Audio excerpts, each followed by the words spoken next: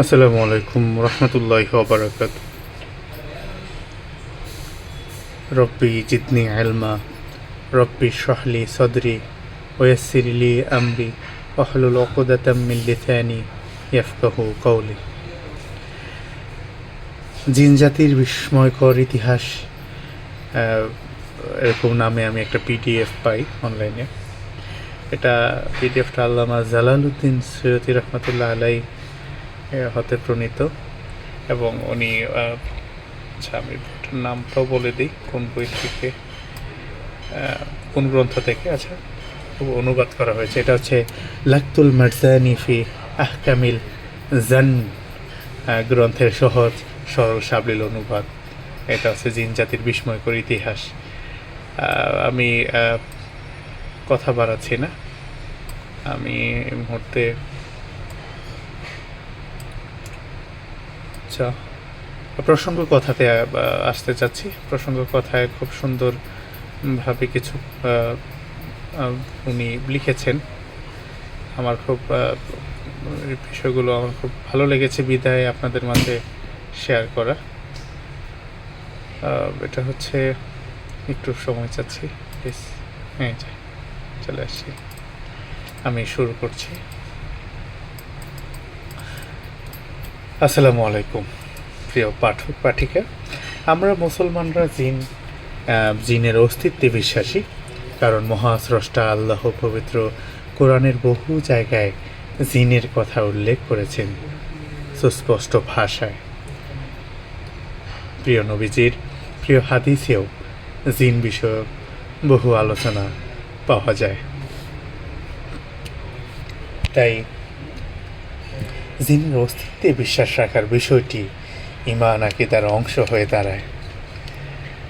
মূলত অমুসলিম পণ্ডিতদের মধ্যে রয়েছে ভূত নিয়ে অদ্ভুত রকমের বিভ্রান্তি। এদের মধ্যে একদল পণ্ডিত ভূতের অস্তিত্বে বিশ্বাসী। ওরা নিজেদের বিশ্বাসের সপক্ষে নানা ধরনের যুক্তি, প্রমাণ, অভিজ্ঞতাও তুলে ধরেন। কিন্তু আরেক দল অমুসলিম পণ্ডিত ওগুলোকে পুরোপুরি নস্যাৎ করে দেন। আসলে উভয় দলই বিভ্রান্ত, কেননা ভূত বলে কিছুই নেই, আছে জিন। জিনদের বিভিন্ন কার্যকলাপ মাঝে মধ্যে দেখে শুনে কেউ কেউ সেগুলোকে ভূতের কারসাজি বলে মনে করেন, এবং ওগুলোর বৈজ্ঞানিক ব্যাখ্যা হাতড়াতে থাকেন ভূতে অবিশ্বাসীরা। কিন্তু আমরা যারা জিনের অস্তিত্বে বিশ্বাসী, জিনদের বিষয়ে অনেক কিছুই জানি না। আমরা অনেকেই জানি না জিনরা কী খায়, কোথায় থাকে, কীভাবে বংশ বাড়ায়, মরে গেলে ওদের দেহ কোথায় যায়, ইত্যাদি ইত্যাদি। তাই সঙ্গত কারণেই আমাদের মনে জিনদের জীবনযাত্রা সম্পর্কে অজস্র কৌতূহল দেখা দেয়। জানতে ইচ্ছে হয় জিন বিষয়ক নানান খুঁটিনাটি ও গুরুত্বপূর্ণ তথ্য। কিন্তু দুঃখের বিষয়, আমাদের অনেকেরই এই স্বাভাবিক সন্দিচ্ছা বেশিরভাগ ক্ষেত্রেই পূরণ হয় না। কারণ জিন বিষয়ক নির্ভরযোগ্য বই পুস্তক যেমন স্বল্প, তেমনই দুষ্প্রাপ্য। বাংলায় তো ছিলই না। আমাদের ইসলামিক জ্ঞান ভাণ্ডারের প্রধানতম উৎস আরবিতে জিন বিষয়ক গ্রন্থ লেখা হয়েছে হাতে গোনা মাত্র কয়েকটি। সেগুলির মধ্যে অন্যতম আল্লামা বদরুদ্দিন শিবলি রহমতুল্লাহ আলাই 729 হিজরি প্রণীত আকামুল মারজানি ফি আহকামিল জান বিষয়বস্তুর বিচারে গ্রন্থটি যথেষ্ট ভালো হলেও সাধারণ পাঠকদের পক্ষে পুরোপুরি উপযোগী নয়। তাই এতে প্রয়োজন মতো সংযোজন, বিয়োজন ও পরিবর্ধনের পর সাধারণের উপযোগী করে আরও একটি পাণ্ডুলিপি প্রস্তুত করেন আরেক বিশ্ববিখ্যাত ব্যক্তিত্ব আল্লামা জালালউদ্দিন সৈয়দী রহমতুল্লাহ আলাই।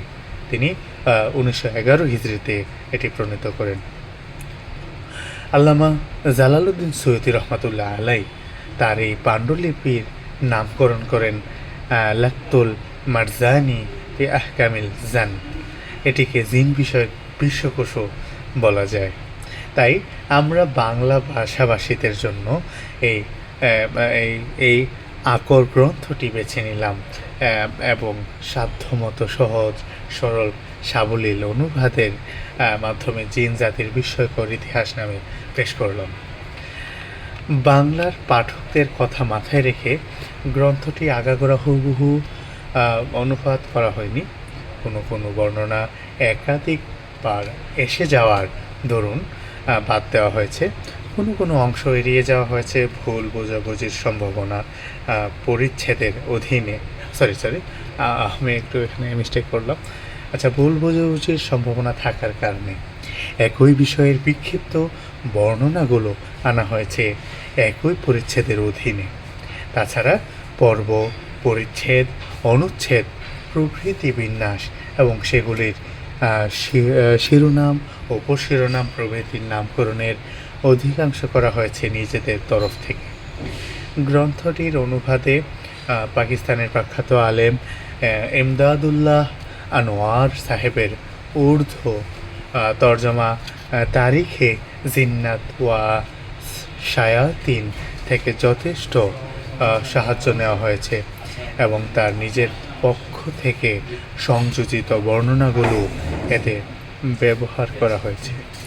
আগেই বলা হয়েছে এই গ্রন্থকে বলা হয় জিন বিষয়ক বিশ্বকোষ, তাই এর মধ্যে কিছু জয়ীফ এবং মাউজু বর্ণনাও থেকে যাওয়া অসম্ভব নয়। রূপক অর্থেও ব্যবহৃত হয়েছে অনেক বর্ণনা। সুতরাং আকাইদ ও ইবাদতের ক্ষেত্রে গ্রন্থটিকে পুরোপুরি শরীয়ত গুরুত্ব দেওয়া চলবে না, শরীয়তি গুরুত্ব দেওয়া চলবে না। আচ্ছা, সাধ্যমতো সাবধানতা সত্ত্বেও স্বল্প যোগ্যতার কারণে কিছু ত্রুটি বিচ্যুতি ও থেকে যেতে পারে। কোনো সহৃদয় পাঠকের নজরে তেমন কিছু ধরা পড়লে জানিয়ে দেওয়ার অনুরোধ রাখলাম। আল্লাহ আমাদের সকলের মেহনত কবুল করুন। আচ্ছা, ওয়াসসালাম। আপনাদের দোয়া প্রার্থী মোহাম্মদ হাদিউজ্জামান। সাথে আমিও বলি, যেহেতু আমি পাঠ করব, আমার এখানে উচ্চারণ ঘটিত কিছু ভুলভ্রান্তি হতে পারে, তার জন্য আমিও আপনাদের কাছে দুঃখ প্রকাশ করছি। আপনারা ক্ষমা সুন্দর দৃষ্টিতে দেখবেন এবং কি আমার ভুল ত্রুটিগুলো যদি ধরিয়ে দেওয়ার মতো হয় বা দিতে পারেন, আমাকে অবশ্যই যদি কমেন্ট বক্সে পারেন সেখানেই ধরিয়ে দিলেন, আর না হয় যদি ইনবক্সে দিতে চান সেটাও পারেন। আমি আসলেই আমার জ্ঞানের পরিধি খুবই অতি সাধারণ, অতি নগণ্য। নিজের শখ থেকে আসলে এইগুলো করা।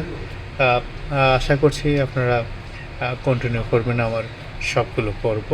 আমি আজকে আর বেশি বড় করছি না, আমি এরকম ছোট আকারে আপনাদের মাঝে আমার এই পর্বগুলো আমি শেয়ার করব ইনশাল্লাহ। ততক্ষণ পর্যন্ত ভালো থাকবেন, সুস্থ থাকবেন এবং কি বেশি আমলের মধ্যে থাকবেন। আল্লাহ হাফেজ।